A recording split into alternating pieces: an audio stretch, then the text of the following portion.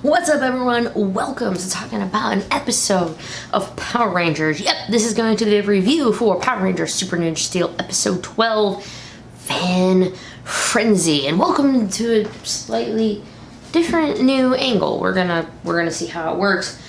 This well, we were on Super Ninja Steel, and well, in my opinion, we are basically we're back to where we started from. The Victor and Monty subplot of him becoming a werewolf, though, I liked. I have a thing. I'll just start this off with, I have a soft spot in my heart for vampires and werewolves. Just, I always have, man. Just growing up and the Underworld series, and it's just, I loved them. Okay, and so anything involving vampires or werewolves, it usually gets a pass, you know? It's got a soft spot in my heart. I think the werewolf aspect on this, though, it was just way too fast. I talk about the plot sometimes and how I think that it could have been developed more, or it could have gone on a little longer, but man, the fact that, this is a true Liz review. I'll probably do the basic plot, but like, this is just gonna be a little all over.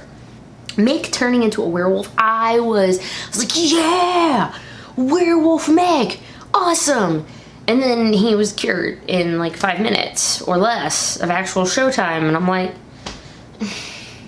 I remember when, if y'all watched like RPM, Jungle Fury, RJ he had the whole wolf thing, and I know it was different, but meh. We did get some awesome Cosmo stuff, though, and you guys know I love Cosmo, and the fact that Cosmo got to be turned into like a were Cosmo, I don't know, and he's like freaking out over this like comedically large size piece of meat. I love that. I definitely took some screen grabs of that just for myself.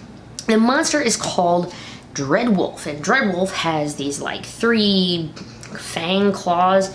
Basically, when he throws them at someone and it hits them, they become a werewolf of some form until the claw, spike, whatever they actually are, until it's removed, and then they turn back to normal. Now, he only had 3 of them. I don't know if he had more and he wasted them on Cosmo or what, but basically one hit Nick, or maybe he has to let him recharge because he had a bunch, threw him to the Gold Ranger. One of them hit Mick, one of them hit Victor, although they didn't find out about that one until later, and one of them hit what's his name, Jazz. Yeah, was it Jazz? I seriously didn't pay any attention. We'll get into the other part on that whenever I say it hit Jazz, because Jazz was this other part of the plot. He's a big fan of Levi, which kind of gets you into the title, known as Fan Frenzy. So the monster is a werewolfy guy trying to turn other people into wolves, which, of course, he turns the Gold Ranger into a wolf, and then he'll turn and he'll start attacking the Rangers, which he kind of got, which is funny, is that the Rangers could have been attacked mercilessly and brought down by Mick, but the baddies had no idea. Like, how crazy would that have been if, like, Mad Modi's is just sitting there chilling, and like the bots are like, the little fly cam, buzz cams, like, I don't know, the Rangers have been destroyed, and just sitting there drinking their potion, like, sweet, we won, woo. But oh my god, okay, but I have to mention this. It's just, look, I went to college for business. I'm not gonna say, I'm a stay-at-home mom now, and I do this, so I'm not gonna say that I have the most current business experience in my life, but I will tell you this: I am pretty sure that whole marketing plot, that's not how that works in real life, folks. First off, and this is just the first off, you know how fast those contracts were supposedly signed, set up, and there is no way, even if you want to say, people get discovered in malls all the time, business card, hey, I'm gonna make you famous, whatever, maybe that's the case, but over the course of 1 day, 2 days, there is no way a lawyer would probably let that contract go through, and they're like, oh, we're gonna offer it to you, and then just,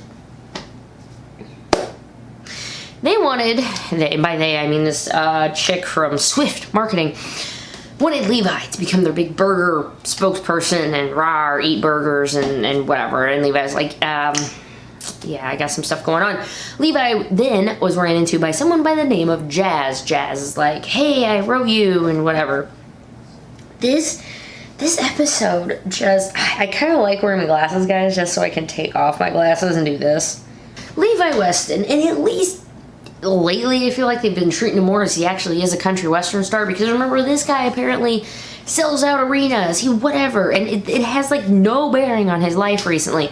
But this episode it did, because Jazz was like, hey, he wrote me back, said, and to be fair, this write him back, it was an autograph on a picture. He probably signed hundreds of them, and then, you know, things just get sent back. That's kind of the way it unfortunately works. If you're gonna write someone really, really, really high up, you might not get a personalized reply. They're busy, they have thousands of fans. But this fan thought that Levi was being serious and that we really should hang out, and he was just over the top creepy. This just reminds me a lot of sometimes, you know, just overbearing fans. Hey, you said this one time we should hang out, so we're gonna hang out right now, and I invited all my friends, and you're just like, whoa, you were a little too much. Little too much about this. And then in the end, Levi's like, oh no, if he wasn't there and invited all of his friends, he wouldn't have been turned into a werewolf, because Jazz got hit with the wolfy thing. So then he's like, well, I should go and I should take care of him and the fans. I'm like, bruh, he just, like, you're rewarding all of this bad, I don't know what to call it, like, bad fan behavior. But dude, like, does he even go to your school? How is this fan here? We've never seen him before. He never interacted with Levi before, and he randomly shows up in his school, and then he's all over in the school. I don't know about you, but I am pretty sure high schools are supposed to have better security than that, at least nowadays. I mean, I haven't been in high school in a while, these few years, but I'm pretty sure you shouldn't just let random students walk around, especially with one of your students being the famous Levi Weston. Well, it ends up, they defeat the monster, they defeat Dread. See, I keep wanting to, is it Dreadwolf? There we go, Dreadwolf. I kept trying to call him Wolverine earlier, but we already had him. But Dreadwolf, he ends up, he gets defeated, Megazord, everything wins. Victor turned into a werewolf during his burger commercial, and afterwards they're like, we loved it, we need you to come back, but you have to grow all the hair back. And then Victor's like, I can't grow the hair back, and then they tear up the contract. Show's over. Rangers win. Overall, was it the worst episode of Super Ninja Steel ever? No. And it does get a really big pass, because again, I love werewolves, though there were definitely some minuses, because I wanted more werewolves. Less Jazz, more Mick. Of course, less anyone and more Mick is normally what makes me like episodes, but that's beside the point. You know what? I'm gonna get this up, because then I also get a review, Prepare to Fail, which is the giant fart episode. Just said maybe I need to be more specific, because it's not the first giant fart episode, but I need to get to recording that. Quick thing, if you're still sticking around to the end, thank you so much for hanging out. Quick channel update, or at least a heads up, if you will. Early November, I'm going to be participating in something called Extra Life. It is a charity that's set up by gamers that supports Children's Miracle Network. Children's Miracle Network. And the hospitals that are affiliated with it. I'm going to be participating this year. My local hospital is St. Louis Children's Hospital, which has a soft spot in my heart. I've had family go there before. They're a really great hospital, and it's a really great cause. So keep your eyes peeled. In November, it's called Extra Life, and I'm going to be setting up a fundraising campaign for them. The big thing involves lots of streaming, guys. So if you're a fan of seeing Silly Liz sleep deprived streaming, well, you're going to be in luck. And all the proceeds that go for the kids is what they call it. All for the kids, and that's what Power Rangers is all about. Thanks so much for sticking around to the end, guys. I'll see you in my next Super Ninja Steel episode review, or whatever else happens to pop up between now and then. My name is Ranger Liz. Thanks for sticking around. See you in the next video. Toodles.